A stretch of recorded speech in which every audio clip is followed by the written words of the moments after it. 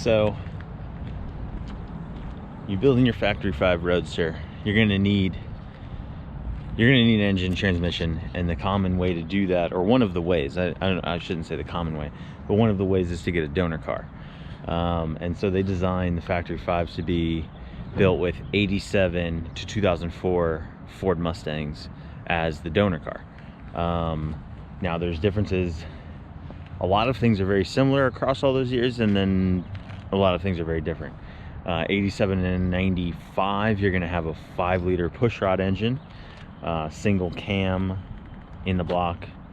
96 to 04 is gonna be overhead cam, and then if you go GT, it's single overhead, and then Cobras, Mach 1s, Bullet, or all, I don't know if the Bullet is.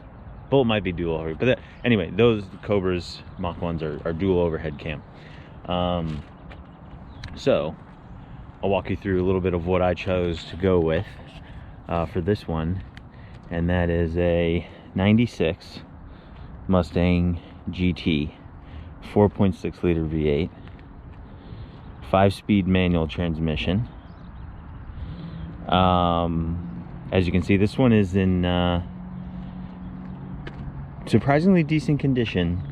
My main goal, priority, was mechanical. Obviously the body doesn't really mean anything to me. I don't care if it's a convertible or a GT or a coupe.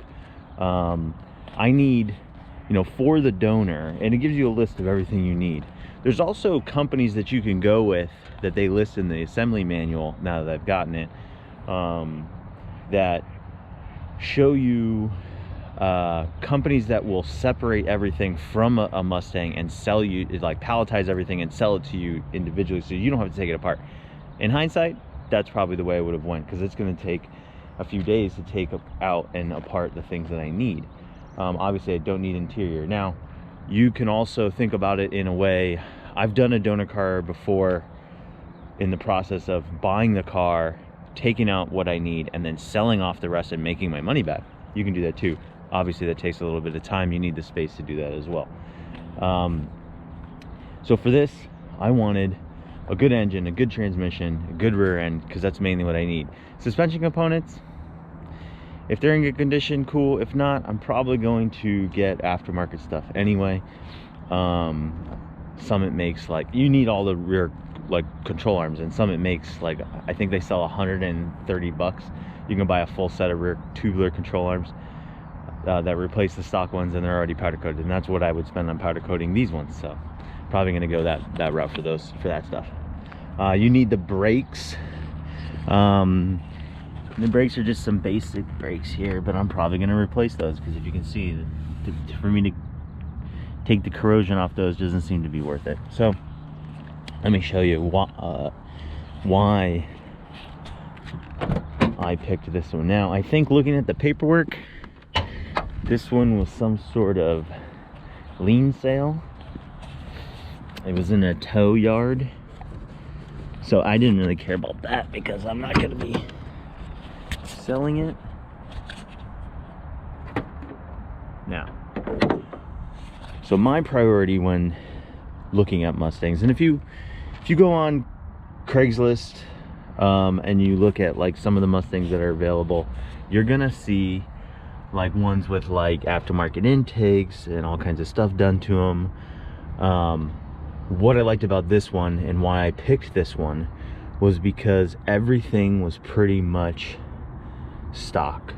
I mean, you look and there's, like, really nothing that is aftermarket, and that told me a couple things. One, it hadn't been messed with by somebody, and two, it was maintained, because something went wrong with this car at some point. Like these plastic lines, they always crack and stuff, and you can see, like, either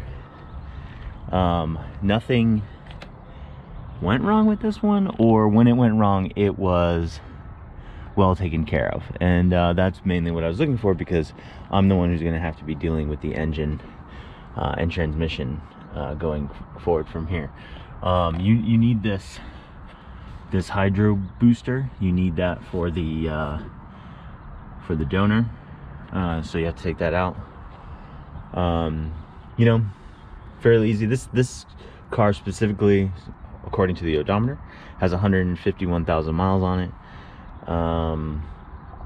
There's some benefits to going with the 4.6.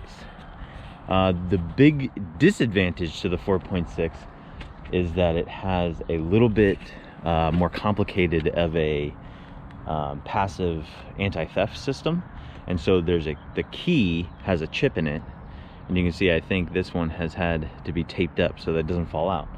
But it has to, so apparently there is a computer sends some sort of frequency to the key then talks back to the computer, it unlocks and starts. You can apparently get rid of that if you reflash the computer. So if you don't want to deal with that, go 5.0.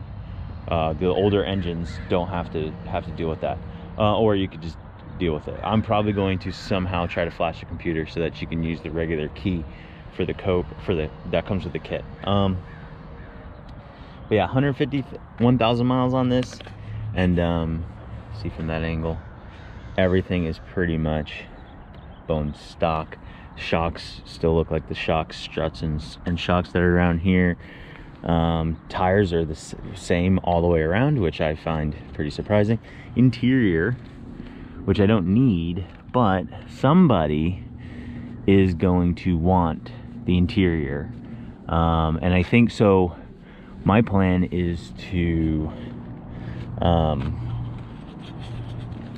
take out what I need and then see if somebody will buy all the rest, and maybe a salvage yard or something. I would imagine some of these body panels are still pretty desired. So that's the donor car.